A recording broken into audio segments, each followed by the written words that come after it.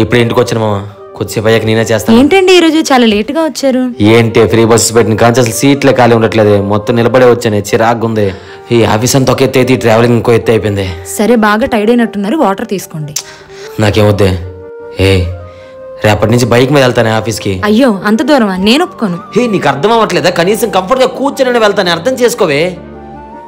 ఏంటి ఆలోచిస్తున్నావు? పెట్రోల్ గురించి కదా, నేను మేనేజ్ చేసుకుంటానమ్మా. మీరు ఎన్నైనా చెప్పండి, మీరు బండి మీద అంత దూరం వెళ్ళడం నాకు ఇష్టం లేదు. చెప్తుంటే అర్థం కదా? నేను చెప్తుంటే మీకు అర్థం కావట్లేదా? రోడ్డు ఎక్కితే ఎన్ని యాక్సిడెంట్ జరుగుతున్నాయి చూస్తున్నారు కదా. మీరు ఆఫీస్లో చాలా టైర్డ్ అయి ఉంటారు, మీకు బైక్ అంత సేఫ్ కాదండి. మీకు ఏదైనా అయితే మా ఫ్యూచర్ ఏంటండి?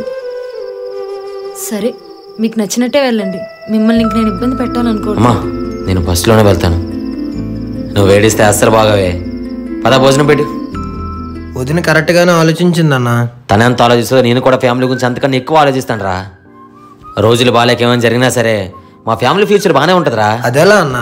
ఎందుకంటే వాళ్ళ కోసం నేను ముందే ఆలోచించి టర్మ్ ఇన్సూరెన్స్ తీసుకున్నాను. కుదిరితే ఎలాంటి వీడియో షేర్ చేయండి. ఈ వీడియో నేను కాన్సెప్ట్ లా కాదండి, చాలా మందికి అర్థం అవ్వాలని తీశాను. మనం బాగున్నప్పుడు మన ఫ్యామిలీని బాగానే చూసుకుంటాం, ఒకవేళ మనకేదైనా జరిగితే మన ఫ్యామిలీ పరిస్థితి ఏంటి? అప్పటి వరకు బాగా ఉన్న జీవితాలు ఒక్క ఇన్సిడెంట్ వల్ల జీరోకి పడిపోకూడదు. అందుకే చెప్తున్నాను, ప్రతి ఒక్కరికి కూడా టర్మ్ ఇన్సూరెన్స్ అనేది వెరీ వెరీ ఇంపార్టెంట్. మన సిమ్ బ్యాలెన్స్ అంత ఉండదండి. ఇప్పుడు ప్రీమియం టర్మ్ ఇన్సూరెన్స్ కూడా నెలకు 400 నుంచి 500 అవుతుంది. ఎంత తక్కువ కట్టి పొరపాటున మనకి ఏదైనా జరిగితే కోర్టులో కవరేజ్ వస్తుంది. మార్కెట్ మొత్తం ఎంక్వైరీ చేసుకుని బెస్ట్ ఇన్సూరెన్స్ ఏదనిపిస్తే అదే తీసుకోండి. కానీ ఇప్పుడు ఆన్లైన్ లో 15% డిస్కౌంట్ ఇస్తున్నారు ఈ ఇన్సూరెన్స్ మీద. మిమ్మల్ని కూడా ఎక్కడే తీసుకోమని నేను చెప్పట్లేదు, కాకపోతే నేనైతే ఇక్కడ తీసుకున్నాను. మీరు ఇప్పుడే తీసుకోలేకపోయినా పర్లేదు, కాకపోతే మీ ఏజ్ కి ఎంత కవరేజ్ వస్తుందో ఒకసారి చెక్ చేసుకోండి.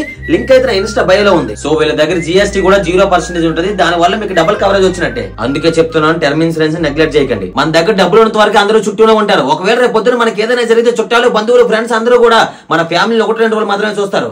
ఆ తర్వాత వాళ్ళ పరిస్థితి ఏంటి? మీకు నచ్చిన దగ్గర తీసుకోండి. వీడియో నచ్చితే షేర్ చేయండి.